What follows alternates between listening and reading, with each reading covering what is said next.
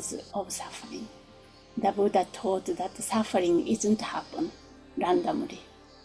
It has causes, like a disease also has causes. But there is the root cause. At the root, there is a cause. Of course, there are lots of discussion about that. At the more general term, we are talking about this Noble Truth. General term, he talks about clinging, craving, grasping, and self-grasping.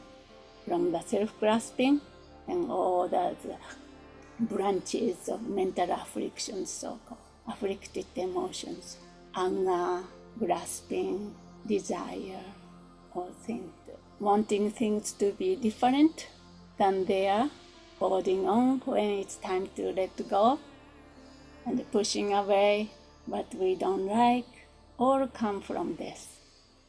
So now, in your own language, on your, you can say today's terms, what would you say?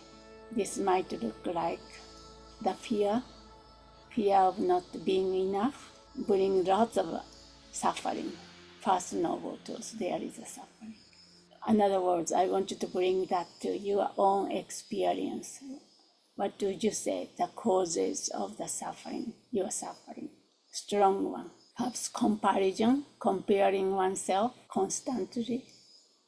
Even comparing yourself, your critical self is comparing yourself. Or you used to be this way, now this.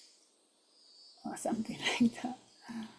Or numbing out with distractions, surfing the internet, or of course drug or alcohol or something like that. Numbing out, that's the one strategy. Everything coming from this cause, and the consumptions and the distraction, and also trying to control the uncontrollable, clinging onto your ex-boyfriend or girlfriend. You think they belong to us or something you can control. No. So now I want you to ask yourself, can I notice the ways I grasp at control, certainty, or identity? What do I habitually chase or avoid, believing it will complete me? What do I habitually chase or avoid, believing it will complete me?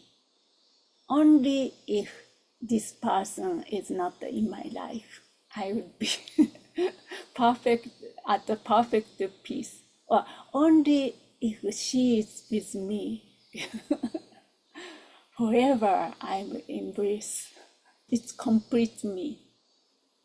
And I want you to recognize the cause of suffering. So cause of suffering, recognizing it is empowering. It means we are not the victim of it. We have a capacity to see clearly, to understand, and to transform the truth of the cause of suffering. So this one, Buddha taught basically doctor diagnosis. Doctor trace the causes. So it arises from the habitual patterns we can recognize and shift. The Buddha suggested or asked us to identify, recognize the cause of suffering, which is the next step. We can discuss more about that later. So the addiction to stimulate or perfection or clinging to identities, laws or outcomes, hopes and fear-driven habit of the ego self.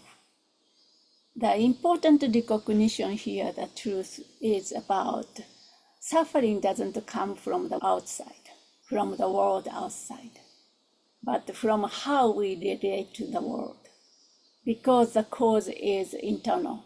Therefore, there is a solution. If the cause is external, you have a limit to change, right? But the cause is internal, then the solution is also internal. you can deal with it. So Buddha's diagnosis is quite radical. This is very important to point out. Second noble truth. God is not torturing us. Even our original sin is not torturing us. We have a responsibility. Everything comes down to us. It's up to us how we relate to this fact of suffering.